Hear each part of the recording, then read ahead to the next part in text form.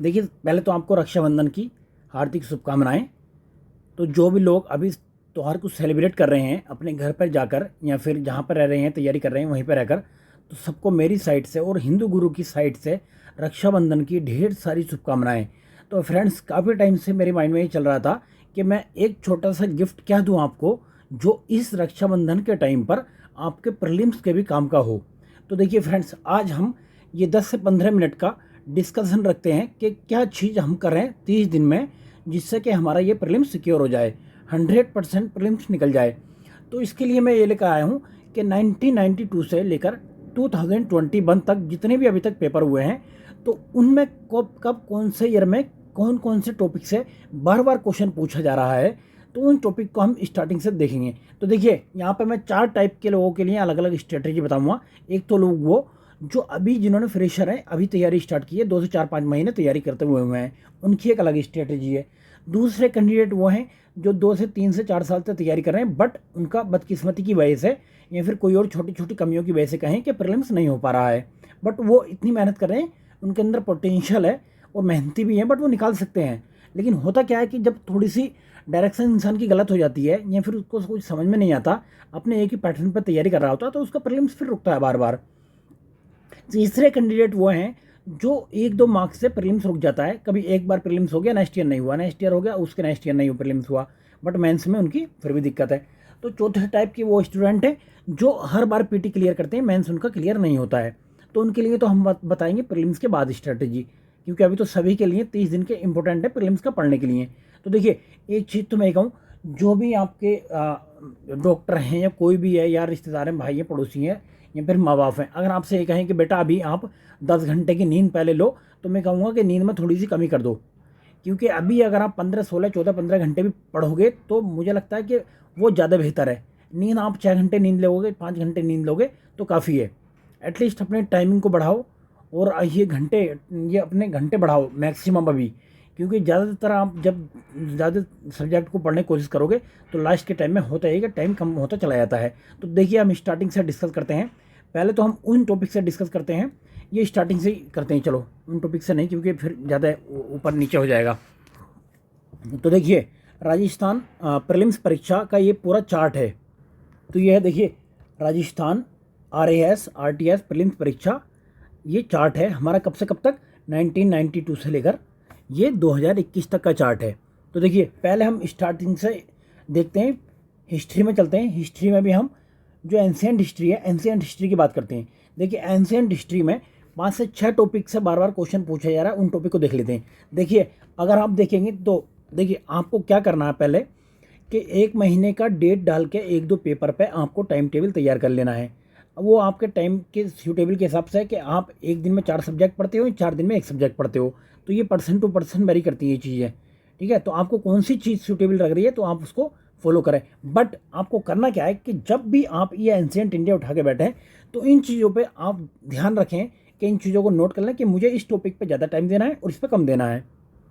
उस स्ट्रेटजी से कभी प्रीलिम्स नहीं निकलता कि आप कोई भी एंशिएंट इंडिया की किताबें लेकर आओ, कोई भी किताब, और आप एक पेज से लेकर 300 पेज का रट्टा मारना स्टार्ट कर दो। क्योंकि होता क्या है कि 90% लड़के या लड़कियां जो भी हैं जो तैयारी करते हैं, तो वो ये करते हैं कि पहले पेज से उन्हें लगता है कि पहले पेज से आखिर तक इंपॉर्टेंट है। तो दोस्तों, मित्रों, मेरे भाइयों बहनों, वो चीज़ें तब की होती हैं जब पूरा साल हो आपके लिए पढ़ने के लिए। ये नहीं कि अभी 30 डेज़ के अंदर ये कंप्लीट करना आपको। अभी आपके पास कितना दिन है, 30 डेज़ हैं, ओनली 30 डेज़। आपका 1 अक्टूबर को एग्ज़ाम है, 1 अक्टूबर को एग्ज़ाम है, 30 डेज़ हैं। अब 30 डेज़ में क्या क्या करोगे आप, तो वो मैं बताने जा रहा हूँ। तो आपने देखा होगा कि हमारी जो सीरीज़ चल रही है, जो हम प्रीलिम्स की सीरीज़ चला रहे हैं, उसमें हमने 1992 से लेकर ये यहाँ तक डिस्कस कर लिया है। हमने कहाँ तक डिस्कस कर लिया है, 1, 2, 3, 4, 5, 6, 7, 8 पेपर हमने डिस्कस कर लिए हैं। बाकी ये आपके पेपर रह गए, ये 2003 का और 6-7 का एक साथ करा देंगे, हम एक क्लास में करा देंगे। 7 और 9, 8, ये 9 का एक क्लास में करा देंगे, और ये 12-13 का एक क्लास में करा देंगे, और ये 15-16 का एक में, और ये 18-21 का एक में। तो ये 5 क्लासें आपकी ओर आएंगी, जिसमें क्या प्रीलिम्स के PYQ डिस्कस करेंगे। लेकिन उससे पहले ये मुझे ज़रूरी लगता है, ये आपको एक तरीके से गिफ्ट भी देना है ये रक्षाबंधन का, तो सभी बहनों को, सभी दोस्तों को, कि वो एक तरीके से देख लें कि हम क्या पढ़ रहे हैं, अभी क्या छोड़ना है, क्या पढ़ना है। क्लियर है? तो देखिए, आप जब एंशिएंट इंडिया की बुक लेकर आएंगे तो उसमें स्टार्टिंग में दिया हुआ था प्रागैतिहासिक काल। तो अब इससे हो क्या रहा है कि पिछले 15-20 साल से कोई क्वेश्चन नहीं पूछा है। अगर सपोज करो एक क्वेश्चन पूछ भी लिया तो क्या गारंटी है कि अगली बार में फिर पूछे गए, क्योंकि इसका ट्रैक रिकॉर्ड तो ऐसा है, यहाँ से कोई क्वेश्चन नहीं पूछा जा रहा है अभी। मतलब जब से आरपीएससी ने पेपर लेना स्टार्ट हुआ केवल 2 ही बार पूछा गया है, तो हम इसको छोड़ देंगे, अब लास्ट के टाइम में इसको छोड़ देंगे। अब देखिए सेंदब सभ्यता से एक क्वेश्चन हर बार पूछा जा रहा है, तो हम इंडस वैली सिविलाइजेशन को उठाएंगे। यहाँ से एक क्वेश्चन पूछे जा रहा है, देखो अभी आप देखोगे तो हो सकता है इस बार नहीं पूछा, अगली बार ये पूछ लेगा, एक क्वेश्चन यहाँ से आना है। क्लियर है। अब इंडस वैली सिविलाइजेशन में जो भी साइट्स रही हैं राजस्थान में, तो उनके रिगार्डिंग या फिर गुजरात में जो भी साइट्स रही हैं उनके रिगार्डिंग पढ़ना है, उनके बारे में डिटेल्स है। और पीवाईक्यू में जो हम डिस्कस कर रहे हैं वो तो देखना ही है। क्लियर है। अब दूसरी बात देखते हैं। दूसरी बात देखिए वैदिक सभ्यता। वैदिक सभ्यता को भी आपको पढ़ लेना चाहिए, क्योंकि ये भी इंपॉर्टेंट है। अगर आप नहीं पढ़ते तो उसको छोड़ सकते हैं। क्लियर है, इसको छोड़ सकते हैं, बट आपको सेंदब सभ्यता पढ़ना ही पढ़ना है। अब लास्ट के टाइम में आप देखिए, ये आप सूत्रकाल, महाकाव्य काल और इसको संगम काल को भी छोड़ सकते हैं। संगम काल में देखिए अगर आपको जाना ही है तो चोला डायनेस्टी पढ़ लो, बस काफ़ी है इधर। तो वहाँ से 1-2 क्वेश्चन आ जाता, पहला क्वेश्चन पूछा जाता था। क्लियर है। चलिए नेक्स्ट देखते हैं। तो बौद्ध जैन से एक क्वेश्चन बनता ही बनता है। इनसे चारों से हार्डली आपको पढ़ने में 2 से 3 घंटे लगेंगे इसको। तो बौद्ध हो गया, जैन हो गया, भागवत और शिव धर्म हो गया। तो यहाँ से आप देखोगे तो ये क्वेश्चन देखिए 2-2 क्वेश्चन भी कभी कभी पूछ लिए जा रहे हैं, तो हो सकता है 1-2 क्वेश्चन यहाँ से पूछ ले। क्लियर है, बौद्ध धर्म या जैन धर्म से। तो दूसरा टॉपिक हो गया आपका इंपॉर्टेंट, पहला सेंदब सभ्यता हो गया, दूसरा बौद्ध जैन हो गया। तीसरा क्वेश्चन देखिए मौर्य काल और मौर्योत्तर काल पढ़ लोगे आप, तो 2 घंटे में 1-2 घंटे में ये पढ़ लोगे, मौर्य काल और मौर्योत्तर काल। उसके बाद में आपको पढ़ना है गुप्त और ये गुप्तोत्तर काल। क्लियर है। नेक्स्ट में आपको ये देखना बहुत ही ज़्यादा इंपॉर्टेंट, 800 सदी से 12 सदी तक की जो राजनीतिक व्यवस्था थी वो देखनी है, क्योंकि यहाँ से देखिए ये एंशिएंट इंडिया का सबसे इंपॉर्टेंट टॉपिक है। ये एंशिएंट इंडिया का सबसे इंपॉर्टेंट टॉपिक है, यहाँ से 2, 3, 4 तक क्वेश्चन पूछे जा रहे हैं। दूसरा इंपॉर्टेंट टॉपिक है आपका मौर्योत्तर ये काल। देखिए यहाँ से आपको एनालाइज करना पेपर को। तो 3 टॉपिक हो गए इसमें, 3 या 4 टॉपिक पकड़ लो। एक तो सेंदब सभ्यता हो गया, दूसरा आपका ये हो गया जैन बुद्धा हो गया, और तीसरा हो गया मौर्योत्तर, और चौथा गुप्तोत्तर और ये काल। क्लियर है। अब देखिए अब नेक्स्ट में क्या करना है। तो दिल्ली सल्तनत का आप देख रहे हो कि बार बार एक क्वेश्चन पूछा जा रहा है, तो दिल्ली सल्तनत से 1-2 क्वेश्चन पूछा जा रहा है। दिल्ली सल्तनत को आपको पढ़ लेना है। क्लियर है। उसके बाद अगर आप बहमानी और विजयनगर साम्राज्य को पढ़ लेते हो तो बेहतर है, अदरवाइज इसका ट्रैक रिकॉर्ड भी ऐसे रहा है, एक क्वेश्चन ही पूछा जाता है, तो आप इसको भी देख सकते हो। बट देखना कहाँ से, ज़्यादा डीपली एनसीईआरटी के भी चक्कर में नहीं पढ़ना है। अभी आपके पास में अगर ल्यूसेंट बुक है या फिर घटना चक्र की बुक है तो उसको ही पढ़ना है। यहाँ राजस्थान की एक बुक आती है, और वो बुक है राजस्थान की दिशा पब्लिकेशन की, तो काफ़ी अच्छी बुक है वो, जहाँ तक हमने देखी है। और राजस्थान में तो मुझे लगता है 1-2 ही बुक्स हैं, बाकी तो ज़्यादा बुक्स नहीं है इसके लिए। तो ये देखिए उसमें दिशा पब्लिकेशन में क्या है कि वो पीवाईक्यू दे रखे हैं अब तक का, राजस्थान पीसीएस ने जो भी पेपर करा रखे हैं। तो अगर आपको मिल जाते तो ठीक है, अदरवाइज हम उसको भी करा देंगे यहाँ पे। ठीक है। अब तीसरी बात देखनी है आपको भक्ति आंदोलन। तो ये तो आपको ना सिर्फ इसके लिए आरपीएससी के लिए, ये यूपीएससी के लिए, पीसीएस के लिए, बीपीएससी के लिए, सबके लिए इंपॉर्टेंट है। क्लियर है। अब देखिए 2 बार से मुगल साम्राज्य से कोई क्वेश्चन नहीं पूछा गया है, बट यहाँ से 1-2 क्वेश्चन पूछा जाता है। तो अगर आपके पास टाइम है तो पढ़ सकते हैं, बट मराठा वंश को आपको पढ़ना है। ठीक है ना। 2 क्वेश्चन पूछ लिया जाता है। तो यहाँ पर कुछ देख लो जो डिपार्टमेंट बनाए हैं मुगलों ने, तो वो डिपार्टमेंट आप देख लोगे, जैसे दीवानी कोही हो गया, मेरे कोही हो गया, इस टाइप के। अब चलते हैं, देखिए अब नेक्स्ट चलते हैं आधुनिक भारत में। आधुनिक भारत की क्या है ये देखो, ये 2 दिन की स्ट्रेटजी है आपकी, ये 2 दिन की, ये जो है एंशिएंट इंडिया 2 दिन में पढ़ना है आपको, कुछ नोट कर लेना है, कुछ पीवाईक्यू में टिक कर लेना है। ठीक है। 1 से 2 दिन की स्ट्रेटजी आपकी ये है, एक दिन में कर सकते हो उसको। मध्यकालीन भारत को अगर सही से पढ़ लोगे तो 1 दिन के अंदर अंदर कंप्लीट होएगी। कुछ और भी सब्जेक्ट पढ़ना रहता है आपको। अब देखिए यहाँ से पिछले 5 साल से कोई क्वेश्चन नहीं पूछा जा रहा है, मुगल साम्राज्य का विघटन और यूरोपीय वाणिज्य का प्रभाव। तो 5-7 साल से कोई क्वेश्चन नहीं पूछा गया है यहाँ से, तो आप इसको स्किप कर सकते हैं। अब कौन सा टॉपिक इंपॉर्टेंट है, देखिए यहाँ पे ये टॉपिक बहुत इंपॉर्टेंट है, आपको पहली प्रेफरेंस पे अपने ये रखना है। पहली प्रेफरेंस पे स्वतंत्रता संग्राम और राष्ट्रीय आंदोलन रखने हैं। देखिए यहाँ से ट्रैक रिकॉर्ड देखो तो हर बार में 4-5 क्वेश्चन पूछे जा रहे हैं। पहले इस पर ट्रैक पे आपको ये रखना है। दूसरा आपको क्या रखना है कि देखिए 1857 के विद्रोह को बहुत अच्छे से पढ़ लेना है। ठीक है। और 19वीं शताब्दी में जो आंदोलन हुए थे स्पेशली जो राजस्थान में हुए तो उनको देख लेना है। तो दूसरे प्रेफरेंस पे रख लिया मॉडर्न इंडिया में। आपको पूरे हिस्ट्री में मॉडर्न इंडिया प्रेफरेंस रखना है। पहली चीज़ तो ये, अगर वहाँ पे 1-1 दिन दे रहे हो आप, 1 दिन इसको दो, आप 1 दिन इसको दो, 1 दिन इसको दो, तो यहाँ पे दो 3 से 4 दिन। क्लियर है। कितने दिन हो गए, 2 और 4 6 दिन हो गए आपके। अब इसमें देखिए एक दिन तो आपको पूरा इसी पे पढ़ना है, स्वतंत्रता संग्राम और राष्ट्रीय आंदोलन। इसमें भी आपको फोकस करना है डेट्स पे, संगठन पे, कौन सा संगठन कब बना था, किसने बनाया था, कहाँ बना था, ठीक है, तो ये करना है। और दूसरी चीज़ जो आयोग अधिनियम बने थे वहाँ से कभी कभी 1-2 क्वेश्चन पूछ लेता है। तो अब प्रमुख संस्थाएं आपको देखनी है, प्रमुख संस्थाएं ल्यूसेंट में दे रखा हो या फिर आपका गठन चक्र में दे रखा हो या दिशा में दे रखा हो, जहाँ पे भी दे रखा प्रमुख ये देखनी है संस्थाएं किसने बनी थी, किस टाइम पर बनी थी और क्या उद्देश्य था उसका। क्लियर है। और कुछ देखने इनके पत्रिकाएं, अखबार, कौन सा अखबार किसने निकाला था। क्लियर है। अब लास्ट में देख सकते हो जो किसान आंदोलन और सामाजिक धार्मिक आंदोलन, एक दिन इसको दे सकते हैं आप। तो यहाँ से भी 2 क्वेश्चन, 5 क्वेश्चन, 1-2 क्वेश्चन पूछ लिया जाता है कभी कभी, ठीक है। तो आपको अपनी प्रेफरेंस पे ये सारी चीज़ें रखनी है। अब बात करते हैं हम भारत के भूगोल की। भारत के भूगोल में अगर हम बात करें तो देखिए सबसे ज़्यादा जो क्वेश्चन पूछे जा रहे हैं भौतिक अपसंरचना, अपवतंत्र और मानव भूगोल से क्वेश्चन पूछे जा रहे हैं। तो यहाँ से देखिए कोई भी साल ऐसा नहीं है जिस साल क्वेश्चन ना पूछा गया हो। तो आपको प्रेफरेंस रखनी है भौतिक भूगोल पे और अपवतंत्र पे, नदियों पे और मानव भूगोल पे ये रखनी है। दूसरी चीज़ आप देख सकते हैं मानसून से क्वेश्चन रहता है। दूसरी मिट्टी से क्वेश्चन रहता है। और कृषि ये सिंचाई परियोजनाओं से क्वेश्चन रहता है। तो 2 से 3 क्वेश्चन, 1-2 क्वेश्चन यहाँ से पूछ लिया जाता है, ठीक है। अब तीसरी प्रेफरेंस किस पर रखनी है, तो तीसरी प्रेफरेंस रखनी है अपनी इसमें भारत के भूगोल में। एक तो ये खनिजों पे, कौन सा खनिज कहाँ पे मिलता है, ये डायरेक्ट लिस्टिंग देखनी है आपको। डायरेक्ट ये नहीं पढ़ना क्या अभी एनसीईआरटी के चक्कर में पड़ जाओ आप, लिस्टिंग देखनी है डायरेक्ट। ये जैसे क्या खेतड़ी किसके लिए फेमस है, कोडरमा किसके लिए फेमस है, ठीक है। तो ये सारी चीज़ें देखनी है लिस्टिंग, और कौन से उद्योग किस क्षेत्र में मिलते हैं। तो जब आपको खनिज पता लग जाएगा तो आपको पता लग जाएगा कि कौन सा उद्योग किस क्षेत्र में मिलेगा। अब देखिए अब विश्व भूगोल की बात कर रहे हैं। विश्व भूगोल में आपने देखा होगा कि 1-2 क्वेश्चन पूछे जाते हैं सबसे, लेकिन मेन इंपॉर्टेंट देखिए यहाँ पे जो लोग स्किप कर देते हैं, तो ब्रह्मांड और सौरमंडल से क्वेश्चन पूछे जा रहे हैं। देखिए 1-2 साल पे क्वेश्चन ये पूछे जा रहा है, एक क्वेश्चन जो आपका बहुत ही ईजी पार्ट है वहाँ से क्वेश्चन पूछ लिए जाते हैं। अब इसमें नेक्स्ट क्वेश्चन देखो, ये क्या काम कर रहा है, 2-3 साल से स्थलमंडल को बिल्कुल ही गायब कर दिया है। तो जलमंडल और वायुमंडल से एक क्वेश्चन पूछा जा रहा है, एक क्वेश्चन जलमंडल और वायुमंडल से पूछ रहा है। तो इसको दोनों को कवर करना है, कौन सी जलधारा है, कहाँ से बहती है, किधर की साइड में है, और मैप को कवर करना है अच्छे से। क्लियर है। अब आर्थिक भूगोल से भी एक क्वेश्चन है, तो जिसमें क्या उत्पादन करा रखा, तो हमने आज की क्लास में वो करा दिया है। बाकी हम इसकी ज्योग्राफी की एक क्लास वो ले लेंगे। अब नेक्स्ट देखते हैं जनसंख्या और नगरीकरण से 1-2 क्वेश्चन पूछा जाता है, ठीक है। कभी कभी 2-3 क्वेश्चन भी पूछ लेता है, तो एक क्वेश्चन तो पूछ रहा है वो। तो इसके जब देखें तो आप भारत की भी और राजस्थान की भी दोनों देखनी है। क्लियर है। अब देखिए अब बात करते हैं, अब तीसरी बात करते हैं। अब सपोज करो आपने यहाँ पर 3 से 4 दिन इसको भी दे दिए ज्योग्राफी को, तो ये 8 दिन हो गए आपके, ठीक है। अब बात करते हैं भारतीय संविधान की। तो भारतीय संविधान में आपको किस चीज़ पर फोकस करना है, तो देखिए अभी आपको क्या करना, तो सबसे मेन फोकस रखना आपको नागरिकता, मूल अधिकार, ये मौलिक कर्तव्य और राज्य के नीति निर्देशक तत्व, क्योंकि यहाँ से हर बार क्वेश्चन पूछ ही रहा है, हर बार क्वेश्चन पूछ रहा है। इन 4 टॉपिक को पढ़ने में हार्डली आपको 5 से 6 घंटे लगेंगे। तो आपके 2 से 3 क्वेश्चन पक्के हो गए।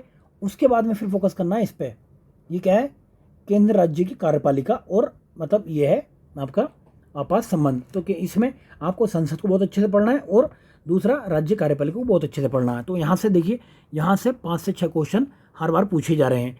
6 क्वेश्चन, 1 क्वेश्चन, 4 क्वेश्चन, 3 क्वेश्चन। तो दूसरी प्रेफरेंस आपको इस पर रखनी है, ठीक है। और तीसरी प्रेफरेंस में आपको क्या, देखिए मैंने बता दिया आपको, जब कार्यपालिका पढ़ रहे हो तो आप विधानमंडल, ये दोनों चीज़ें पढ़ोगे नहीं पढ़ोगे, आपको संसद पढ़नी है अच्छे से, और विधानमंडल पढ़ना है, ठीक है, और विधानमंडल पढ़ना है इसका। बाकी देखिए इधर से छोड़ सकते हो, जम्मू कश्मीर का ये छोड़ सकते हो, प्रशासन छोड़ सकते हो, केंद्र राज्य संबंध ये पढ़ सकते हो, ठीक है। बाकी अनुसूचित जनजाति ये क्षेत्र छोड़ सकते हो। न्याय व्यवस्था में आपको क्या काम करना है, ये पढ़ना है पूरा। जब एक दिन में आप पढ़ो तो क्या पढ़ना, पहले सुप्रीम कोर्ट पढ़ो, फिर हाई कोर्ट पढ़ो, उसी दिन उसी टाइम फिर पढ़ो डिस्ट्रिक्ट कोर्ट, ठीक है। एक ही साथ पढ़ना है, ऐसा नहीं कि पहले ये पढ़ लिया फिर कुछ और पढ़ने लग गए फिर ये पढ़ लिया, है ना। तो ये नहीं करना है। और जितने भी आयोग पढ़ो तो एक साथ पढ़ना है। लेकिन ये चीज़ बहुत इंपॉर्टेंट है, यहाँ पर पंचायती राज और संवैधानिक ये सूचियाँ जरूर देखनी है आपको। तो ये यहाँ से 1-2 क्वेश्चन, 3-4 क्वेश्चन ये पूछे जा रहे हैं। पंचायती राज तो क्योंकि फेमस है यहाँ का राजस्थान का, तो इसलिए बार बार क्वेश्चन ये पूछता है। क्लियर है। अब इसकी स्ट्रेटजी हो गई, तो इसको भी 2 से 3 दिन आपको लगेंगे पढ़ने में। अब आपको लिस्टिंग करके ये टॉपिक उठाने हैं और उनसे पढ़ना है, अगर आपने अपने पूरे सब्जेक्ट पढ़ लिए हो तो। लेकिन मैं ये कहूँ कि आप जो भी तरीके से पढ़ रहे हो, जिस भी स्ट्रेटजी से पढ़ रहे हो, बस वो पढ़ते हुए इनको टिक कर लेना कि कहाँ से कितने क्वेश्चन पूछे जा रहे हैं। ये लिस्टिंग होनी आपके पास में बहुत ज़रूरी है। क्लियर है। अब चलिए आगे देखते हैं अर्थव्यवस्था में क्या रहता है यहाँ पे। देखिए अर्थव्यवस्था में कुछ लोग जो पढ़ने लग जाते हैं स्टार्टिंग की विकासशील और विकसित अर्थव्यवस्था कैसी कर दी अर्थव्यवस्था है, तो यहाँ से अभी कोई क्वेश्चन नहीं पूछ रहा, तो उसकी डिटेल में जाने की जरूरत नहीं है अभी। तो डिटेल में क्वेश्चन कहाँ से पूछ रहे हैं, तो ये बजट और सर्वे से क्वेश्चन अपने पूछता है वो। तो बजट और सर्वे को बहुत अच्छे तैयार कर लेना, क्योंकि ये ट्रैक रिकॉर्ड रहा देखिए इसका। अभी यहाँ से देखना हमको 4-5 साल से 6 question 2 question 3 question 3 question 2 question. तो ये ऐसा है जहाँ से बार बार क्वेश्चन पूछे जा रहे हैं। दूसरी बात करें तो हम कृषि उद्योग और व्यापार से क्वेश्चन कैसे रहते हैं, तो यहाँ से देखिए ये जब आप ज्योग्राफी पढ़ोगे तो खनिज संसाधन पढ़ोगे, और साथ में ये जब एग्रीकल्चर पढ़ोगे तो ये बजट सर्वे पढ़ोगे, तो वहीं पे एग्रीकल्चर के भी 2 पॉइंट मिल जाएंगे। बाकी हमने करंट अफेयर में आज में कहाँ पर उत्पादन किसका होता है, कैसे होता है और वो क्या क्या होता है, तो सारी चीज़ें डिस्कस कर ली हैं। अब बात करते हैं, देखिए केंद्र राज्य संबंध यहाँ आपने इसमें पढ़ ली थी, तो यहाँ पर पढ़ने की जरूरत नहीं है, ठीक है। अब देखते हैं ये मुद्रा बैंकिंग और कर प्रणाली, तो ये भी जितना भी है करंट का ही पूछा जाता है। तो इसमें मैं कहूँगा कि आप सिर्फ बजट और सर्वे को बहुत अच्छे से कर लें, फोकस अपना उसी पर रखें, कौन कौन सी योजनाएं हैं, क्या क्या चल रही हैं, कैसे कैसे है, वो सारी चीज़ें हैं। देखिए भारत का विदेशी व्यापार और आर्थिक संगठन, शेयर बाजार, ये सारा हमने आज की क्लास में करा दिया। करंट अफेयर की घटना चक्र की क्लास है, वो घटना चक्र की करंट अफेयर की क्लास है। तो आप करंट अफेयर की समझ के ना करें, ये आप देखिए इसके इकोनॉमिक्स के लिए भी करें, क्योंकि इसमें हमने बताया कि भारत सबसे ज़्यादा ट्रेड कहाँ को करता है और भारत किसके साथ करता है, इंपोर्ट कहाँ से करता है, एक्सपोर्ट कहाँ से करता है।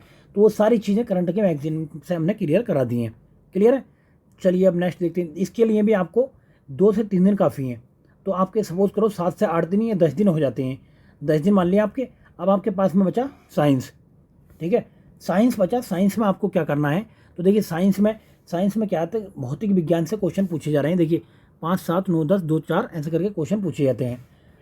रसायन विज्ञान से भी इतने क्वेश्चन पूछे जाते हैं और वनस्पति विज्ञान से भी इतने क्वेश्चन पूछे जा रहे हैं। अब कौन कौन से टॉपिक से क्वेश्चन पूछे जा रहे हैं ये हम पेपर डिस्कस कर रहे हैं, तो उसमें सब आपको दिख जाएगा। क्लियर है।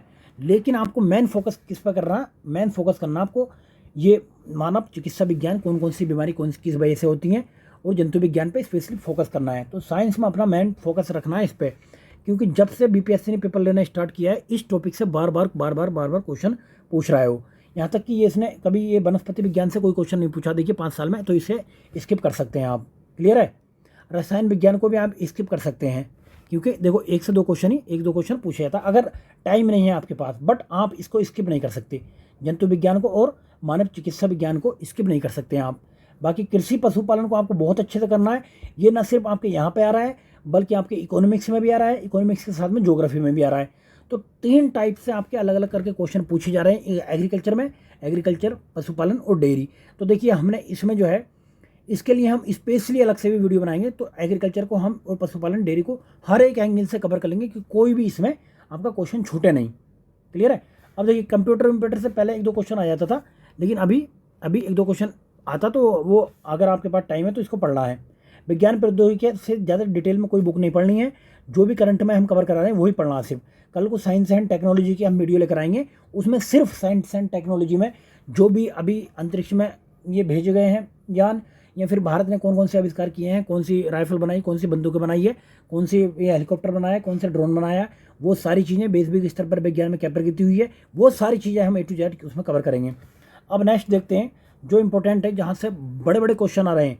अब ये देखो क्या है, अब तक तो ये डिस्कस कर लिया आपने। अगर कोई टेक्निकल स्टूडेंट है, वैसे स्टूडेंट है, तो ये वो क्या करे अभी, जो जिससे कि प्रीलिम्स 100% क्लियर हो जाए, तो उसको पहले ये काम करना है कि पहले उठाना राजस्थान का जीके उठाना उसको पहले, क्योंकि राजस्थान के जीके से कंटिन्यू ऐसे करके क्वेश्चन बन रहे हैं और ये पार्ट सबसे ईजिली कंप्लीट हो जाता है। क्लियर है ना। तो देखिए यहाँ से आप देखो 40, 42, 45 करके क्वेश्चन ये पूछे जा रहे हैं। तो एवरेज भी मान लो आप 45 क्वेश्चन, 45 क्वेश्चन। तो आपको करना क्या है, जो राजस्थान के बाहर है उनके लिए अलग स्ट्रेटेजी बताऊंगा, और जो राजस्थान के उनके लिए अलग स्ट्रेटेजी है। क्लियर है। और तर्क शक्ति परीक्षण से कितने क्वेश्चन आ रहे हैं, 10 से 12 क्वेश्चन तक आ जाते हैं इससे। क्लियर है। अब गणित से जो क्वेश्चन आ रहे हैं वो 10 से 12 क्वेश्चन ये इससे भी आ रहे हैं। तो टोटल मिला के 20-22 तक क्वेश्चन ये पूछे जा रहे हैं। देखिए ये 20 पूछे गए, ये 19 पूछे गए, ये आपके जो है 21 पूछे गए, ये 25 पूछे गए। तो 20 से 22 क्वेश्चन आप मान लो। और नेक्स्ट बात रही करंट अफेयर की। तो देखिए 3 क्वेश्चन आपके कितने ये बैठ जाते हैं टोटल। देख लो, अगर सपोज करो ये 20 क्वेश्चन हो गए आपके, और 20 ये 22 हो गए, 42 क्वेश्चन तो आपके इससे हो गए। 42 क्वेश्चन और ये आपके 86, ये हो गए आपके 88 क्वेश्चन। 88 क्वेश्चन में से अगर आपके 70 भी सही है तो आपका पीटी हो गया, ऊपर का तो कुछ पढ़ने की जरूरत ही नहीं रही है आपको। सही है कि नहीं सही है? बट फिर भी आपको इस पर अपने ध्यान ऐसे देना है कि आपका प्रीलिम्स में वो उन सब्जेक्ट से कोई भी क्वेश्चन गलत ना हो, यानी कि हिस्ट्री, ज्योग्राफी, पॉलिटी वगैरह से। क्लियर है? तो अब देखिए आपको करना क्या है कि इसकी प्रैक्टिस करनी है, गणित की और तर्क शक्ति परीक्षण की डेली प्रैक्टिस करनी है 1 से 2 घंटा। क्लियर है? जिससे वहाँ से 20 से 22 क्वेश्चन में आपके 14, 15, 16 तक जितने भी निकाल सकते हो आप निकाल लो। कुछ लोग 20 भी निकाल लेंगे वहाँ से। अब बात आती करंट अफेयर की। करंट अफेयर में जब आपको पता है कि पिछली बार से 18, 20, 22, 25 तक क्वेश्चन पूछे जा रहे हैं, यहाँ तक कि 26 क्वेश्चन भी पूछे गए हैं, तो भाई क्यों अच्छे से नहीं करते उसको करंट अफेयर को? करंट अफेयर की हम डेली एक क्लास करा रहे हैं, 2 घंटे की क्लास होती है वो। अगर आप सुबह में चाय पीते पीते कर लोगे या शाम में लेटे लेटे इसको देख लोगे तो कुछ तो मंदबुद्धि में पड़ेगा नहीं पड़ेगा भाई आपको पढ़ाते पढ़ाते मुझे भी याद हो जाती है चीज़ें। तो अब देखिए उसमें से अगर आप सपोज करो 20 क्वेश्चन में से आप लेकर आते हो 15, 16, 17, 18 तक भी ले आते हो, तो 18 क्वेश्चन तो आपके यहीं से हो गए, बाकी 18, 20 आपके मैथ रीजनिंग से हो गए, 36 हो गए। राजस्थान में आप 40 में से कितने ले आओगे? 35 मान लो, तो 70, 72 क्वेश्चन आपके यहाँ से हो गए। कितने भी अगर कोई गड्ढा है तो वो इसमें से बजट सर्वे में से या फिर ये संविधान में से और भूगोल में से भाई कम से कम मैंने तो 15, 20, 30 क्वेश्चन तो कर ही लेगा ना, कर लेगा। तो ये क्वेश्चन है, ये है तरीका आपका। अब 150 क्वेश्चन आते हैं, 150 क्वेश्चन में से अब विविध क्वेश्चन सपोज करो 5-7 क्वेश्चन भी आ जाते हैं, तो विविध पे आपको इतना ध्यान नहीं देना है, वो कहीं से भी कुछ भी क्वेश्चन पूछ लेते हैं वो।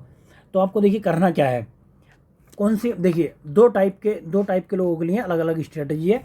तो ये है 30 दिन हमारे रह गए हैं आज से, सपोज करो 30 दिन रह गए हैं। 1 अक्टूबर को आपका एग्ज़ाम है। कब है? 1 अक्टूबर को आपका एग्ज़ाम है 2023 को। अब आपको करना क्या है, देखिए पहले जो राजस्थान के कैंडिडेट हैं वो भी देखें और जो बाहर के कैंडिडेट हैं वो भी देखें इसको। तो ये है नॉन राजस्थानी, जो नॉन राजस्थानी है, ठीक है, और जो राजस्थान के कैंडिडेट हैं वो देखें इसको, क्योंकि दोनों के लिए अलग अलग स्ट्रेटजी मैटर करती है। तो जो नॉन राजस्थानी है वो क्या काम करें, वो अभी पहले आरपीएससी का PYQ, जो भी 20 साल में आरपीएससी ने पेपर कराए हैं उनका PYQ करें। उनके PYQ में क्या करना है, देखिए उनके PYQ में करना है उसको करना है पॉलिटी, यहाँ का राजस्थान का पॉलिटी करना है। पॉलिटी के बाद में वहाँ का ज्योग्राफी करना है। राजस्थान की ज्योग्राफी के बाद में राजस्थान का करना है आपको इकोनॉमिक सर्वे करना है और बजट करना है, ठीक है। इकोनॉमिक सर्वे बजट करने के बाद में वो फिर देखना है कि और कौन सा इजी पार्ट है, फिर वो मॉडर्न इंडिया कर सकता है, मॉडर्न इंडिया। और वो उसके बाद में एंशिएंट इंडिया, तो आपने जो कहीं से भी स्टेट साइंस एंशिएंट इंडिया तो पढ़ रखी होती है, तो उसमें राजस्थान का भी अच्छा खासा कंट्रीब्यूशन है। उसके बाद में आपने क्या करना है कि भाई देखिए जो राजस्थान के लोग हैं वो तो जानते हैं कि वहाँ पे कल्चर कैसा है। अगर आप वहाँ के कल्चर के क्वेश्चन में फंस गए कल्चर के क्वेश्चन में, तो आपको निकलना मुश्किल हो जाएगा फिर। तो उसको कल्चर के मतलब आपको वहाँ के एंशिएंट हो गया, मिडिवल हो गया, तो उसके चक्कर में अभी नहीं पढ़ना है।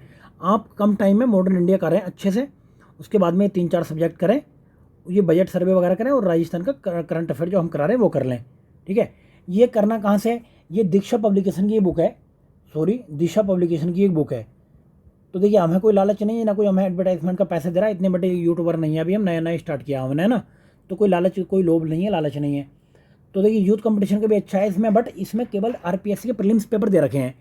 अगर आपको करना है तो देखिए ये 21वां संस्करण के नाम से ये बुक आई हुई है दिशा पब्लिकेशन की, तो आप नेट पे जाके सर्च कर सकते हैं। तो उसमें जितने भी आरपीएससी ने पेपर कराए ना 32 ईयर्स में, 32 वर्ष में जितने भी आरपीएससी ने पेपर कराए हैं 1992 से लेकर 2023 तक, तो सारे प्रश्न उत्तर की हल व्याख्या दे रखी है उसमें। अगर आप बोलोगे कि सर आप करा दीजिए टॉपिक वाइज, सब्जेक्ट वाइज, तो हम कोशिश करेंगे, हमारी टीम कोशिश करेगी कि आपको वो करा दिए जाएँ इस PYQ को कराने के बाद। अगर आप खुद से कर सकते हो तो आप खुद से कर लो तो ज़्यादा बेहतर है। अगर आप ऐसी जगह से ताल्लुक़ रखते हैं, ऐसी जगह पे हैं आप, वहाँ पे जो बुक नहीं मिल पाएगी या नहीं पहुँच पाएगी या आप परचेज़ नहीं कर सकते हैं, केवल नेट पे देख सकते हैं, तो आप कमेंट करके हमें बता सकते हैं, उसकी भी समस्या का समाधान है हमारे पास। क्लियर है? और दूसरी चीज़ फिर फोकस करना आपको मैथ रीजनिंग पे, मैथ और रीजनिंग निकाल लेनी है आपको, ठीक है। अब करंट अफेयर पे फोकस करना है। करंट अफेयर पे आपको जो हम ये करा रहे हैं, आप यहाँ से करना चाहें तो यहाँ से कर लें, अदरवाइज़ आपको लगता है कि हम कहीं और से कर लेंगे, हमने ऑलरेडी करंट किया हुआ वहाँ से करें, लेकिन करें ज़रूर इसको। उसके बाद में फिर आप इजी सब्जेक्ट पकड़ के उसको कर लें, जैसे ऊपर हमने स्ट्रेटेजी बताई है। अब देखिए नॉन राजस्थानी वाले क्या करें, नॉन राजस्थानी वालों का अगर राजस्थानी स्ट्रॉन्ग है उनका, और ये जो है स्पेशल वाला स्ट्रॉन्ग है पार्ट, तो वो क्या काम करें, अपने करंट पे ज़्यादा टाइम दें, करंट पे मैथ और रीजनिंग को ज़्यादा सोल्व करें, और बाकी क्या काम करें, वो प्रैक्टिस सेट ज़्यादा से ज़्यादा लगाएं। जितने भी प्रैक्टिस सेट लगाओगे आप, इतना ही आप छोटी छोटी गलतियों को अवॉइड कर पाओगे। क्लियर है? तो आप ज़्यादा से ज़्यादा प्रैक्टिस सेट पे फोकस करें। अगर आपको लग रहा है कि भाई हम प्रैक्टिस सेट करा दें, तो हम भी करा सकते हैं प्रैक्टिस सेट। आप हमें कमेंट करके बता सकते हैं कि सर आप प्रैक्टिस सेट करा दीजिए, हम एक दो सेट वहीं से देख लिया करेंगे। लेकिन आपको मैं फिर भी कहूँगा कि आपको फिर भी प्रैक्टिस सेट सोल्व करने चाहिए। अगर आपको लगता है कि हम आपको प्रैक्टिस सेट सेंड कर दें, तो हम देखिए अरेंज करवा के अपनी टीम से आपको प्रैक्टिस सेट टेलीग्राम पर सेंड कर सकते हैं। बट वो टेलीग्राम पर ऐसे आपको इंडिविजुअली सेंड करने पड़ेंगे, क्योंकि होता क्या है कि टेलीग्राम के भी बहुत सारे रूल हैं, तो वहाँ पर कोई आगे कोई टेक्निकल दिक्कत ना पड़े, जिसकी वजह से हम मतलब ग्रुप में उसमें डालने में थोड़ा असमर्थ रहते हैं चीज़ों को। क्लियर है? तो अब देखिए, अब आपको करना क्या है कि अब मैं बता रहा था ना, मैंने कहा था आपसे कि 3 टाइप के स्टूडेंट हैं। तो पहले टाइप के देखिए, पहले टाइप के कौन से स्टूडेंट हैं, तो ये तीनों टाइप हम बना लेते हैं। पहले टाइप के वो स्टूडेंट हैं जो अभी फ्रेशर हैं, जिन्हें 0 से 6 मंथ में तैयारी करते हुए, लेकिन उन्हें पेपर देना है। ये हो सकता है कि उनकी मेहनत से लकीली वो पेपर निकल भी जाए, बट ऐसा होता नहीं है कि 2-4 महीने की तैयारी में कोई पेपर निकलता हो, कोई फ्रेशर कैंडिडेट। बट मैं ये नहीं कहूँगा कि नहीं निकलता है, हो सकता है कि उसका बैकग्राउंड कैसा है, कब से तैयारी कर रहा है, किस तरीके से तैयारी कर रहा है, वो निकल जाता है, कोई मुश्किल नहीं है इसमें। स्पेशली पीटी में कोई मुश्किल बात नहीं है। ठीक है? अब वो कैंडिडेट जो 2 से 3 साल से तैयारी कर रहे हैं, ठीक है, अब ऐसे कैंडिडेट 2 से 3 साल तैयारी कर रहे थे, बट क्वेश्चन स्कोर वो नहीं कर पा रहे हैं। अब ऐसे कैंडिडेट यहाँ पे देखिए जो 1 से 2-3 मार्क्स से रहते हैं। ठीक है? अब देखिए करना क्या है, जो 0 से 6 महीने से तैयारी कर रहे हैं, तो उनको क्या करना है कि बहुत अच्छे से पहले देखिए, पहले कहते हैं कि सिलेबस को देख लो आप। सिलेबस आपने देख लिया क्या क्या आएगा, क्या क्या नहीं आएगा इसमें, क्योंकि ऐसा नहीं है अभी कुछ भी पढ़ने बैठ जाओ आप। सिलेबस पकड़ने के बाद में आप अपना टारगेट सेट कर लो कि मुझे 30 डेज़ में एक दिन में कितने सब्जेक्ट पढ़ने हैं। तो वो आपको डिसाइड करना कि आप एक दिन में 3 सब्जेक्ट पढ़ोगे या फिर 3 दिन में 1 सब्जेक्ट पढ़ोगे। लेकिन जो मैं हमारी टीम की जो स्ट्रेटजी रहती है, तो हम यही कहते हैं कि आप पहले 3-4 दिन में एक सब्जेक्ट को बहुत अच्छे से पढ़ लें, फिर आपको एक बेस डेवलप होगा उस सब्जेक्ट के बारे में। ऐसा कूदा फंदे ना करें, पता लगा कि एक मिनट में आपने खनिज पढ़ लिया, अगले बार में आप जो है ये यूरोपीय वाणिज्य प्रभाव पढ़ रहे हैं, फिर नेक्स्ट 15 मिनट में आप संवैधानिक विकास पढ़ रहे हैं, तो इससे घसड़ पचड़ हो जाएगा। एक सब्जेक्ट उठाएं आप कोई भी, चाहे तो आप ज्योग्राफी उठाएं तो एटलीस्ट 4 से 5 दिन आप पढ़ें बहुत अच्छे से। उसके बाद में आप क्या करें, उस सब्जेक्ट को पढ़ने के बाद में आप उसका PYQ देखिए, सिलेबस देख लेता आपने, अब PYQ देखें कि मैंने जो पढ़ा वो मुझसे सोल्व हो रहा कि नहीं हो रहा। इसको आप पहले भी देख सकते हैं। जब पहले देखोगे तो आप टेंशन में आ जाओगे, जब बाद में देखोगे तो आप जो है ईजिली कर सकते हो फिर इनको सोल्व। ठीक है? उसके बाद में क्या काम करना है आपको, जब आपको लग रहा है कि हाँ मैंने बहुत अच्छे से पढ़ लिया, फिर आपको क्या करना है कि A4 साइज़ की कोई कॉपी लेनी है, उसमें उन टॉप पॉइंट को लिखना है जो आप बार बार फॉरगेट कर रहे हो। उन पॉइंट को आप लिख लोगे उसमें, ठीक है, जिसको आप बार बार फॉरगेट कर रहे हो। होता क्या है कि वो बाद में आपको रिवीजन करने में काम आएंगे। अभी मैं आपसे इसलिए नहीं कहूँगा कि आप टेस्ट सीरीज लगाओ, कि भाई आपका भी ये लेवल अभी टेस्ट सीरीज लगाने वाला नहीं हुआ है, तो आप यहीं पे डिमोटिवेट हो जाओगे, तो बहुत ज़्यादा दिक्कत फिर हो जाएगी। तो टेंशन न लें, आप आराम से इसको तैयारी करें, और PYQ की अपनी सिलेबस की PYQ की बुक अपने पास रखें, और ऑथेंटिक बुक अपने पास रखें। ठीक है ना? मैं तो ये कहूँगा, अगर जो हिंदी मीडियम के दिशा पब्लिकेशन की बुक देख सकते हैं, बाकी और जो है घटना चक्र की देख सकते हैं, या यूथ कंपटीशन की देख सकते हैं, या राजस्थान में जो भी ऐसी कोई बुक हो जो आपको जो PYQ के फॉर्म में ये MCQ कराती हो, तो उस बुक को आप ले लें। उसके 15-20 साल के आप पेपर देख लें। ठीक है? टॉपिक वाइज, और आप जो भी सब्जेक्ट पढ़ रहे हैं उसका कोई भी टॉपिक पढ़ लें, तो उस टॉपिक को पढ़ने के बाद में जस्ट बाद में MCQ कर लें सोल्व। आप ये नहीं कि पता लगा फंडामेंटल राइट पढ़ना है, आप फंडामेंटल राइट के बाद में आपने DPSP स्टार्ट कर दिया, तो भाई MCQ कब करोगे, ये नहीं सोचना कि मैं इस साल के बाद में करूँगा MCQ। तो आपको अभी MCQ करने हैं तत्काल। ठीक है? दूसरा, वो कैंडिडेट जो 2 से 3 साल हो गए उन्हें, बट वो क्या कर रहे हैं कि उनका PT नहीं हो पा रहा है, तो सबसे पहले तो मैं ये कहूँगा कि अपना जो लास्ट ईयर का एग्ज़ाम दिया था, कोई भी एग्ज़ाम दिया हुआ, किसी भी एग्ज़ाम के लिए स्ट्रेटजी है, बट हम बात कर रहे हैं यहाँ पे सिर्फ RPSC के प्रीलिम्स की, है ना? तो आप अब कब करें क्या, आप रक्षाबंधन का अगर त्यौहार बना लिया हो आपने, या छुट्टी एंजॉय कर ली हो, तो आप उस पेपर को निकालें। जो 2021 में पेपर हुआ था, या फिर 2016-18 वाला दे रखा हो, 16 वाला दे रखा हो, जो भी पेपर दिया था, अब आप उस पेपर को निकाल के एक एक क्वेश्चन के आगे गोला करो कि कौन सा क्वेश्चन आपका पूर्ण ईमानदारी से हुआ है और कौन सा क्वेश्चन में आपने तुक्का मारा था, तुक्के से हुआ है, कौन से क्वेश्चन आपको उस टाइम याद था बट अब भूल गए हो आप। तो उन क्वेश्चन को आप सब्जेक्ट वाइज लिस्ट बना लो अलग अलग पेज में। उसमें देखो कि आपके हिस्ट्री के, ज्योग्राफी के कितने क्वेश्चन आए थे, कितने अटैम्प्ट किए, कौन से आपसे गलत हुए। जो क्वेश्चन आपसे गलत हुए, क्या वो आपको फैक्ट में कमी थी, या फिर छोटी सी मिस्टेक हुई है, या फिर आप उसको कर सकते थे जल्दबाजी में, वो गलत हो गया, कैसी मिस्टेक हुई है उस मिस्टेक को नोट करो। ठीक है, ऐसे ही हर सब्जेक्ट में, हिस्ट्री में भी ऐसे करना है। हिस्ट्री टोटल क्वेश्चन कितने आए थे, आपने कितने अटैम्प्ट किए, बट आप कितने सोल्व और कर सकते थे उस टाइम पे, आपका दिमाग नहीं चला, या फिर टाइम की दिक्कत हुई, कैसी दिक्कत हुई, वो सारी दिक्कतें आप एक पेपर पे नोट कर लोगे। ठीक है, तो सारे सब्जेक्ट की ऐसे ही इकोनॉमिक्स में आपने कितने क्वेश्चन गलत हुए, गलती का कारण क्या था। तो हर क्वेश्चन के आपको एक ये करना है, एनालाइज करना है पेपर को। तो क्योंकि देखिए, कोई भी यूट्यूब पे कोई भी बताने वाला, कोई भी गुरु आपको तब तक कुछ हेल्प नहीं कर सकता जब तक कि ये आपका पेपर नहीं होगा आपके पास में। अगर आप पेपर को निकाले हुए होगे, आपका पास में गलतियों की एक लिस्ट होगी, ये आपका, ये एक तरीके से ये आपके भगवान का काम करता है पेपर ये, क्योंकि आपका भगवान इस टाइम पे यो ही होता है 2 घंटे में जो आप कर रहे होते हो। ठीक है ना, तो आप क्या कर रहे होते हो, आप पेपर कर रहे होते हो, बट होता क्या है कि आप उसको बाद में फेंक देते हो इधर उधर, आप इसकी इंपॉर्टेंस नहीं जानते हो। आपने पूरा साल फेंका है, ये एक पेपर नहीं फेंका, आपने पूरा साल फेंका। इसलिए पेपर को हमेशा संभाल के रखो, ये तुम्हारे गुरु होते हैं, ये हिंदू गुरु नहीं है तो ये हिंदू गुरु से भी बड़े गुरु होते हैं, तो इसको हमेशा संभाल के रखो आप। पेपर ये आपको एनालाइज करने में, रियलाइज़ करने में, गलतियों को पकड़ने में आपकी मदद करता है। क्लियर है, तो ये चीज़ करनी है। उसके बाद में आपको देखना है कि आपने पिछले बार PYQ किस ढंग से पढ़ा था और अब किस ढंग से पढ़ना चाहिए आपको। स्मार्ट वर्क लास्ट में आपने क्या किया था और जो अब करना चाहिए। और एक और चौथी बात मैं बताऊं, लास्ट के टाइम में आप भी कम से कम हर सब्जेक्ट के 10-10, 15-15 पेज का आप शॉर्ट नोट बना कर रख लो, क्योंकि प्रीलिम्स में लास्ट के टाइम में शॉर्ट नोट रिवीजन करना बहुत ज़रूरी है। आप ना तो स्पेक्ट्रम को उठा के बैठोगे, ना लक्ष्मीकांत को उठा के बैठोगे, और ना घटना चक्र को उठा के बैठ सकते लास्ट में। कोई भी बुक या कोई भी यूट्यूब आप लास्ट में उठा के नहीं देख सकते हैं। तो आप इसलिए करना क्या है आपको, कि आप अपना ये शॉर्ट नोट उठाएं, यही आपको नैया पार लगाएगा। कोई और तरीका नहीं है नैया पार लगाने का। ठीक है, जो हमारी टीम ने एनालाइज किया, काफ़ी लोग हमारी टीम में जो सिलेक्टेड हैं, BPSC में भी है, RPSC में भी, SDM है एक। तो देखिए, अब ये मैं यहाँ पर डायरेक्टली उनका नाम या कुछ पोस्ट शो नहीं कर सकते, क्योंकि होता क्या कि फिर बहुत सारी दिक्कतें आ जाती हैं। तो उनका लोगों के सारे मतलब डिस्कस करने के बाद में हम इसी नतीजे पर पहुँचे। उनका भी यही होता था कि भाई बार बार ऐसे कुछ गलती करते तो नहीं निकलता था, या फिर होता क्या था, UPSC के साथ में वो RPSC भी देते थे, या फिर अदर स्टेट का एग्जाम देते थे, तो बार बार इधर उधर कूदना फादना लगा रहता था, जिसकी वजह से वो दिक्कत होती थी। तो मैं ये कहूँगा, एक बार में आप कोई से भी एग्जाम को दे दें, एक बार में तो वो निकल जाएगा। ठीक है, अच्छे से, लेकिन उसी साल को वो दें आप, कूदा फांदी ना करें। अभी टीचर का आए तो टीचर पे लग गए, भाई हमारा काम है कराना, हम तो कराएंगे सबको, हमारी टीम लगी हुई है पूरी, लेकिन आपका काम है भाई करना, एक को करना, बहुत अच्छे से करना। ठीक है, आप ये देखो, आपके पास में 50 किलो की एनर्जी है, आप अगर ऐसे करके लगाओगे, इसको इस तरीके से लगाओगे, तो 5-5, ये सपोज करो 10-10 किलो की लग जाएगी, 10-10 किलो का वजन पड़ेगा ज़मीन पे, जहाँ तहाँ से करके, है ना। अगर आपकी 50 किलो की अगर आप ऐसे करके 50 किलो का लगाओगे यहाँ पे, तो 50 का यहाँ पड़ेगा, नहीं पड़ेगा एक जगह, तो कौन से का रिजल्ट ज़्यादा रहेगा। फिर आप कहते हो कोई 1-2 नंबर से रह गया मैं।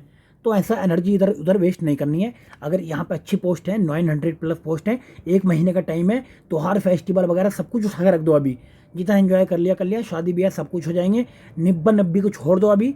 मैं कहूँगा निब्बा निब्बी तुम्हारी पेटी को रोकने की मशीनें होती हैं, या तो तुम्हारा निब्बा रुक पाता तुम्हारा पेटी, या तुम्हारी निब्बी रुक पाती है। तो भाई उससे कहो खुदा के लिए भी माफ़ कर दे, भगवान के लिए हाथ जोड़ के प्रार्थना करता हूँ, भाई मेरा पेटी होने दे इस बार, है ना। अगर सपोर्टिव है तो सपोर्ट करो एक दूसरे को दोनों, अगर सपोर्ट नहीं कर रहे हैं तो भाई दोनों कुछ टाइम के लिए, 1 महीने के लिए अलग हो जाओ। 1 महीने में कोई ऐसा तुम्हारी जान नहीं जाने वाली है, ठीक है ना। बट करो ढंग से, कायदे से, जो भी काम कर रहे हो आप ईमानदारी से करो। पीटी निकालना ना, तो ये इधर उधर की, ये मतलब खाली पीली की ये काम नहीं चलेगा भाई। तुम सोचो कि मैं ये भी करूँ और वो भी करूँ। तो एक बार हुआ क्या था कि चंद्रगुप्त मौर्य ने चाणक्य से बोला कि चाणक्य, मुझे बड़े ख्याल से आ रहे हैं कि मेरा भी मन करता है थोड़ी सी, मैं भी जो है थोड़ी तफरीबाजी कर लूँ और मैं भी गर्लफ्रेंड बना लूँ। तो चाणक्य ने बोला कि अच्छा, तो चंद्रगुप्त बोले क्या ये ख्याल नॉर्मल है। तो चाणक्य ने कहा, बेटा ये नॉर्मल जरूर है, बट ये जिस काम के लिए तू लगा हुआ है उसके लिए नॉर्मल नहीं है, तो तेरे लिए नहीं है ख्याल ये। अगर कोई जनरल आदमी इस बात को कहता मुझसे, तो मैं कहता बेटा कर ले, तू भी इंजॉय कर ले अपनी लाइफ का। लेकिन तुम क्या कर रहे हो यार, तुम्हें SDM बनना है अभी, तुम्हें 2023 में SDM बनना है, बनना कि नहीं बनना। बाद में फिर ये नहीं करना कि मतलब मुंह छुपाए घूम रहे हो इधर उधर। कोई रिश्तेदार ताने देते हैं, सबको देते हैं मैं रिश्तेदार ताने, रिश्तेदार के ताने 5-7 ताने मैं बता देता हूँ, इंपॉर्टेंट नोट कर लो उन्हें। पहला ताना ये, अगर आपकी एज थोड़ी सी बढ़ रही है तो क्या कहेंगे कि शादी कर दो, अब क्या बुढ़ा करना है या बुढ़ी करनी है इसको। पहला ताना हो गया, ये सदाबहार ताना है, हिंदुस्तान के कोने कोने पर दिया जाता है। दूसरा ताना ये हो गया, लाला तेरी पढ़ाई कब तक चलेगी बेटा, ख़त्म हो रही कि नहीं हो रही, दुनिया की ख़त्म होगी, तेरी पढ़ाई ख़त्म ना हो रही। तो भाई आपको पता है कि ये पढ़ाई ख़त्म नहीं होती है, ये जब ख़त्म होती है जब तक क्या सिलेक्शन नहीं मिलता है। अब इसका कोई टाइम पीरियड थोड़ी है, इसको आप खींचे जाओ तो खींचती जाएगी, बट आपको खींचना नहीं है, आपको इसी साल सिलेक्शन लेना है, क्योंकि इलेक्शन ईयर है। आपको आपके दोनों चचा इलेक्शन के चक्कर में जॉब देने को तैयार हैं। तो आपको इनकी दोनों चचाओं की, एक तो राजस्थान वाले चचा और एक हमारे ये केंद्र वाले चचा, तो भाई इनका दोनों का इलेक्शन है। अब दोनों के इलेक्शन में अपनी नैया पार कर लो आप, मैं यही है आपसे कहना। और तीसरा ताना ये होता है भाई, तीसरा ताना दोस्तों का कि भाई क्या हुआ यार, दुनिया को उसका तो सिलेक्शन हो गया, तेरा ना हो रहा। भाई तूने ठेका ले रखा है, मतलब कि कॉन्ट्रैक्ट उठाया है तूने। और चौथा ये होता है कि कहा जानबूझ के आपको कोई लिंक शेयर कर देंगे, अरे यार देख उसका सिलेक्शन हो गया, तेरा नहीं हुआ। भाई हुआ कि नहीं हुआ, पीटी पे अलग पूछेंगे, मेंस पे अलग, इंटरव्यू पे अलग। तो भाई ऐसा काम करो जिससे क्या ये सारे ताने बंद हो जाएं। दुनिया का हर रिश्तेदार ये आपको ताने देने के लिए तैयार बैठा हुआ है, दोस्त आपके ताने देने के लिए तैयार बैठे हुए हैं, सारे नहीं, कुछ रिश्तेदारों में भी कुछ है भाई, कुछ अच्छे भी होते हैं जो आपको सपोर्ट करते हैं, बट 99% ऐसे नहीं होते हैं। क्लियर है, क्योंकि आप जिस समाज से आते हो मैं भी उसी समाज से आता हूँ, मेरा नाम जरूर हिंदू गुरु है, बट समाज एक ही है हमारा सबका। तो करना क्या है कि उनको अवॉइड करना है। अभी 1 महीने के लिए आपको सोशल साइट से जितना भी बायकॉट हो जाना है, ठीक है। तो अब करना क्या है भाई, किसी की बात का जवाब मत दो, अब आपका जवाब रिजल्ट देगा, तो रिजल्ट का इंतजार करो आप, ठीक है। अब ये देखो, जो लोग 1-2 नंबर से रह जाते हैं तो उनका देखो किस्मत ख़राब नहीं होती, उनका ना तो दिन ख़राब होता, उनका जो है क्या होता है कि वो बहुत छोटी छोटी गलतियाँ कर बैठते हैं। जैसे क्या, गोला भरना था हमें डी, तो यहाँ से भरते भरते इधर को पहुँचा दिया, फिर यहाँ पे भी हल्का सा कर दिया। ये दिमाग कहीं और था, गर्लफ्रेंड की किसी की याद आ रही थी तो ये इस पर भी टिक कर दिया। या फिर वहाँ पे सही नहीं है पूछा है, सही है पूछा है, ये पूछा है, यही नहीं पढ़ा उन्होंने। या फिर बहुत होपलेक्स होकर रात में नींद नहीं ली, पेपर ख़राब कर लिया। तो आप छोटी छोटी ऐसी मिस्टेकों को अवॉइड करें, ठीक है। और जो हम ट्रिक्स बता रहे हैं PYQ में सोल्व करते हुए, उन ट्रिक्स का इस्तेमाल करें। जैसे कि हमने बताया था, एक ट्रिक्स तो देखिए, आप खुद उसको सोल्व करके देखें यार। 2-4 क्वेश्चन 5 क्वेश्चन बढ़ाना कोई बड़ी बात नहीं है। देखिए जैसे कि पहले क्वेश्चन में आप एग्जामिनर ने लिख दिया कि पहले का 4 है, 1 का 4 है, फिर 2 है, फिर 1 है, 3 है। बी क्वेश्चन में उसने लिख दिया 2 है, 1 है, 4 है, 3 है। सी क्वेश्चन में उसने लिख दिया 2 है, 4 है, 3 है, 4 है, 1 है। डी क्वेश्चन में लिख दिया उसने कि 1 है, 2 है, 4 है, ऐसे करके। अब आपको एग्जामिनर, देखिए आप खुद एग्जामिनर होते तो आप क्या करते कि इतनी जल्दी उसको आंसर नहीं देते कि एक पे चार्ट पे टिक कर दिया डायरेक्ट आंसर निकल जा। आप कोशिश करते कि इसको नालायक को और कन्फ्यूज़ करता हूँ मैं, इसमें भी वही डालते, इसमें भी वही डालते, फिर आगे जाके कहीं कन्फ्यूज़ करते। तो इससे आपको पकड़ जाना कि भाई आंसर तो यहाँ से रहने वाला है। 99% में केस में देखा गया है। अब आंसर यहाँ से रहने वाला, तो आपको आंसर देखना है, ठीक है। अब आपको जब सपोज करो इसमें तो कुछ भी नहीं आता, 0 आता, फिर भी आप टिक कर लेते हैं, यहाँ से पकड़ लेते नहीं पकड़ लेते। तो इन छोटी छोटी चीज़ों को आपको करना है, वो जो हम डेली PYQ में उसको करते चले जाएंगे। तो आपको तो मैं नहीं कहूँगा PYQ देखो, लेकिन अगर आप फिर भी देख लेते हो तो आपके 2-4-5 क्वेश्चन बढ़ जाएंगे। ये डेफिनेटली कह रहा हूँ मैं, 5-6 क्वेश्चन आप बढ़ा लोगे, क्योंकि आपके पढ़ने का तरीका, करने का तरीका, सोचने का तरीका अलग है। जो हमारी एक टीम लग रही है, टीम में जो सेलेक्टेड लोग हैं, आप तो डायरेक्ट हो सकता है कि सेलेक्टेड लोगों से कभी इंटरेक्शन होता हो ना होता हो, लेकिन हमारा डेली का होता है, डेली हम डिस्कस करते हैं चीज़ों को, ठीक है। मैं पढ़ाता जरूर हूँ, लेकिन हमारे पूछे एक टीम काम कर रही है जो मेंटरशिप प्रोवाइड कर रही है, वो सारी टीम का एक एनालाइज होता है पूरे दिन का ये, ठीक है ना। तो ये हमने बहुत, ये छोटा सा एक तरीके से ये कहेंगे गिफ्ट कहेंगे, फिर आपको कहेंगे एक भाई, छोटे भाइयों के नाते, छोटी बहनों के नाते मैंने ये चीज़ें आपको बताई हैं। तो ये काफ़ी कारगर साबित होंगे अगर आप इसको चीज़ों को ध्यान में रखेंगे तो, ठीक है फ्रेंड्स। चलिए बहुत बहुत धन्यवाद आपका है, ठीक है। रक्षाबंधन बनाइए आज बस, बाकी ज़्यादा दिन का आप टाइम वेस्ट मत कीजिए, क्योंकि 30 दिन है। सब लोग रक्षाबंधन नहीं बना रहे होंगे। जो लोग बड़े बड़ी जगहों पर रह रहे हैं, मुखर्जी नगर, करोल बाग, या इलाहाबाद, प्रयागराज, पटना या फिर जयपुर, जोधपुर, तो वो जरूर नहीं कि सारे लोग वो बना रहे हों। तो 900 सीटें हैं, अगर 900 लोग भी नहीं बना रहे होंगे तो आपको समझ लो कि कंपटीशन उन्हीं से रहने वाला है। क्लियर है। चलिए फ्रेंड्स हैं, बहुत बहुत धन्यवाद, ठीक है, बाय बाय।